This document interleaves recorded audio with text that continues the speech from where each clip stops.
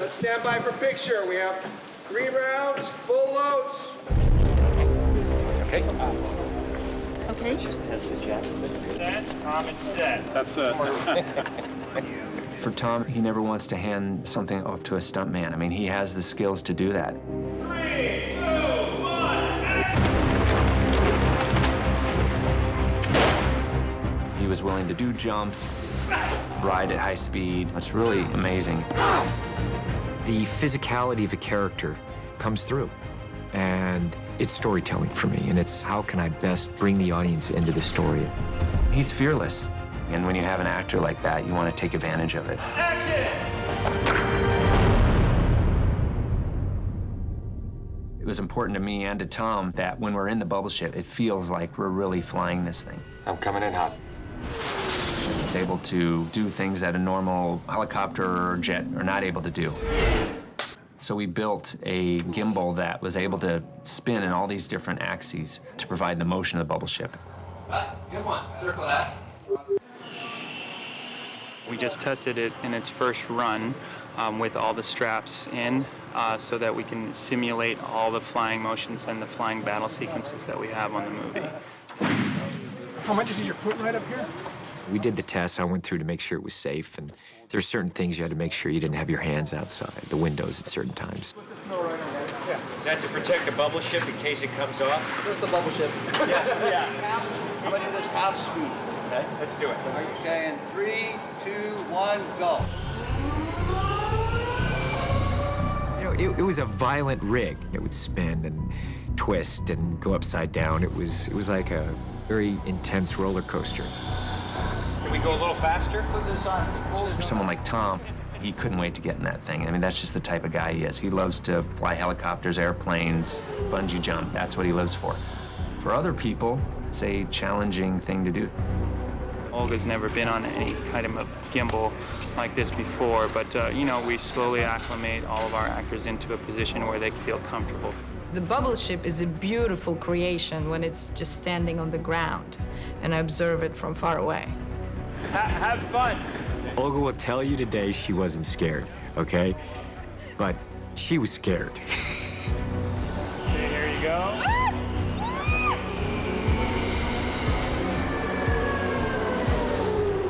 You don't want to be in there when it's flipping around.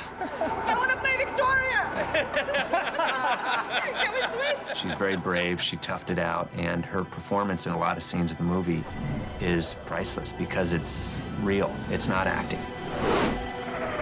In the end, I liked it, actually. I have to admit it. But don't tell anyone. I pretended like I didn't. But I secretly did. You did great. Way to go, Olga. Yeah. I wanted Jack to have multiple modes of transport, and a motorcycle made perfect sense. It could fit right in the back of the bubble ship. So we built a bike for him.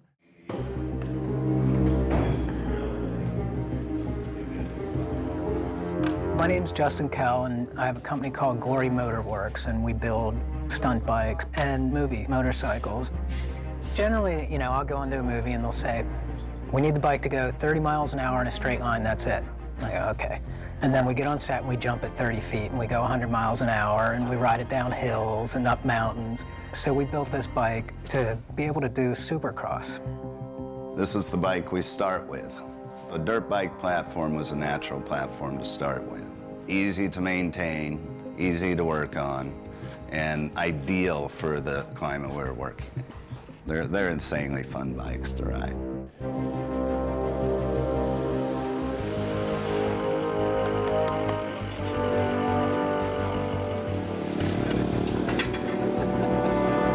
I love motorcycles, and, you know, it was a tricky design. On the soft stuff, it does really well. It does well, yeah. But it was... It's because it's been ergonomically changed a little bit, Yeah, all this that's stuff, right. but it works It's great. It's good, yeah. Look, man, it's a Look how good motorcycle. it looks. It's awesome. Tom's a really good rider, you know, which makes our job easy. And knowing his riding abilities and what he's going to want to do, we're able to prepare for it instead of being surprised. guys that designed it did a sensational job because there's moments that I have to carry Olga in the bike and I'm riding through Iceland and it had to be safe enough for me to travel at very high speeds without a helmet. A lot of the stuff I think that's extremely successful are the helicopter shots where he's free riding through pristine Icelandic chocolate cake dirt. It's basically a motocross heaven. Hey, on you, Tom, on you. Go, go, go.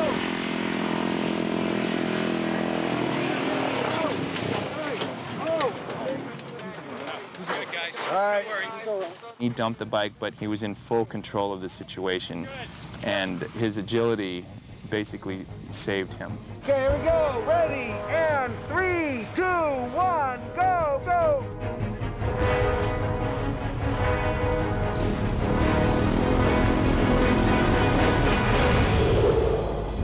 I know it was tricky for them to really figure out the balance of that bike, but I had a blast riding that.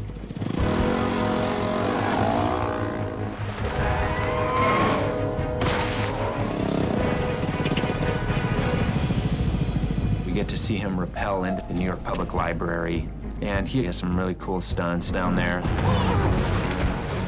This is a big stunt show, and that stuff has to be thought of as you're designing the set, from all the rigging and everything that has to happen in there, and all the pyro and all the explosions.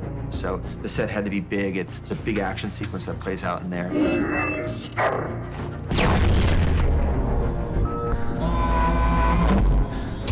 When we first started designing the set, we had major collapses architecturally, and Joe thought, you know what, I'd rather be more like a tomb and have it a little bit more intact. That sense of discovery, finding elements of our world embedded in this landscape, to me was something that I thought was very intriguing. In that scene, Tom comes right down through the ceiling through a classic painting that's in the top of the library. Okay, let's take him up, guys. We're basically preparing Tom and getting him to ride a wire and be comfortable. Okay, it hurts, but let's see what it looks like. We test everything out and then give him the information. He digests the information and is able to perform the stunts usually better than 99% of all stunt people. Okay, let's take him up. You ready? You want it counterclockwise or clockwise? Spin. What are you doing? When we were working on the library set, we had several different shots that we had to accomplish in there. We had 8 ratchets, and as they pull in, they rapidly accelerate the movement up or out or down or wherever it may be.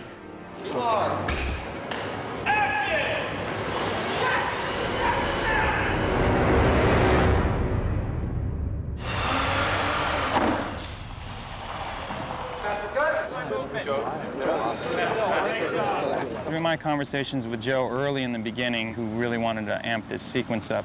Well, what I want to do is I want him to roll, and I want his gun to go sliding off that way. Okay. So head this way, rolls into a close-up, watching his gun go over the edge. Say, what, 30-foot drop, 25-foot drop? 30, 35. I imagine because this table is under the sinkhole, it's rotted. Right. So then he would basically go to the... And then kind of roll out of that. Okay. Yeah. Watching my gun go this way, you'll see my face. Because the point is, Firing down the head, we're going to you want to see my face so we're not have to use cuts. It's got to be a one shot. I do the stunts because you can put the camera in places where you may not necessarily be able to put it if I don't do the stunt. And it's how we bring the audience into the action. Okay, Tom, are you set? Set! Okay. Ready, and action! Good! I missed it. It's very hard on the body, take after take after take.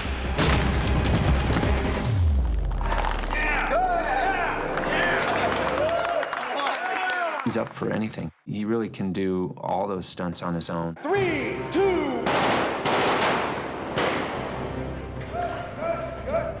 What we're shooting on now is a set of Raven Rock, where 3 drones have entered the sanctuary for all the scavengers. Spread out!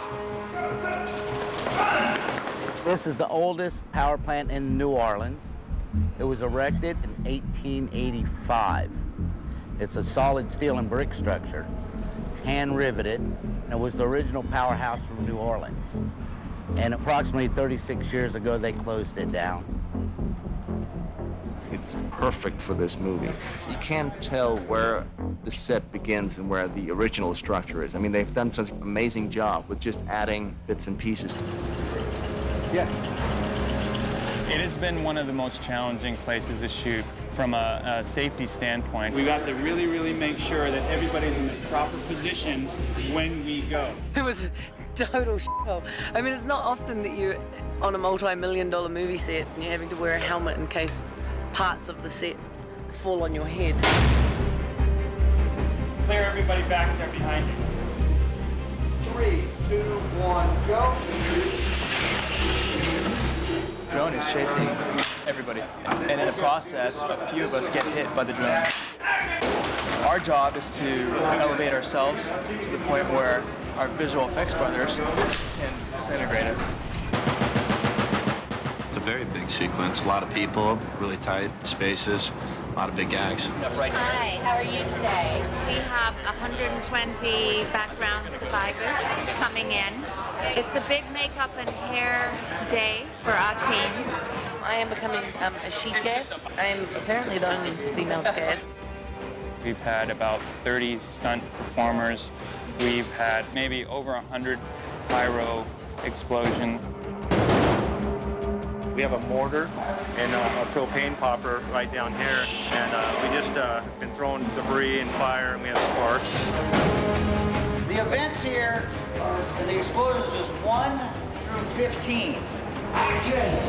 Cover!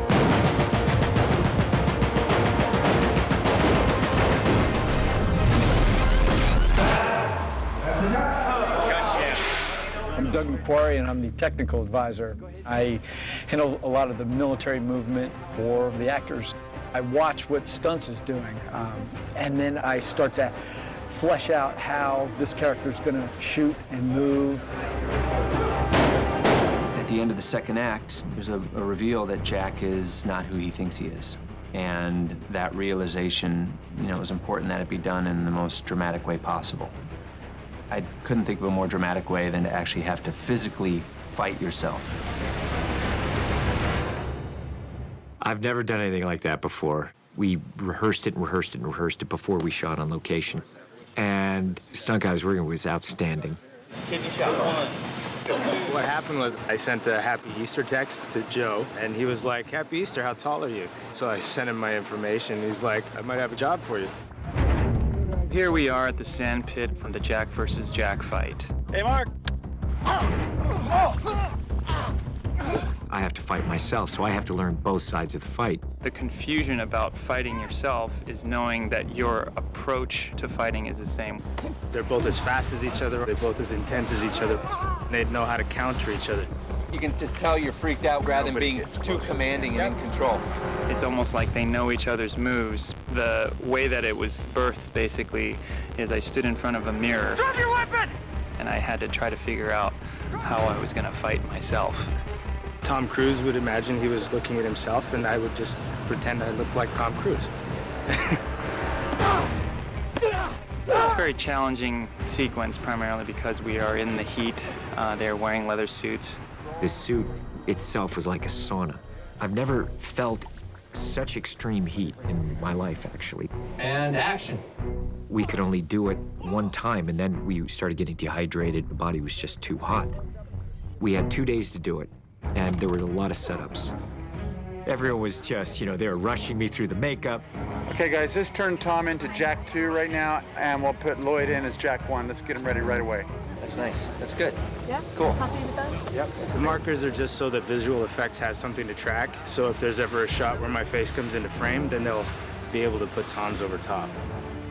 This is a full head replacement, so there's no hiding either of your faces. What they're going to take from when you play the other side is just your facial performance. At some points, I would wear a hood with tracking markers so they can do a full head replacement for certain shots. 3, 2, 1, go. Boom. Yeah. This was what was actually shot on set, and we have Tom on one side, and then the next daily take we have Tom on the other side. And with a bit of rotoscoping, we're actually able to put them both together. So I'm actually not really in the movie, but yeah. In a good way, though.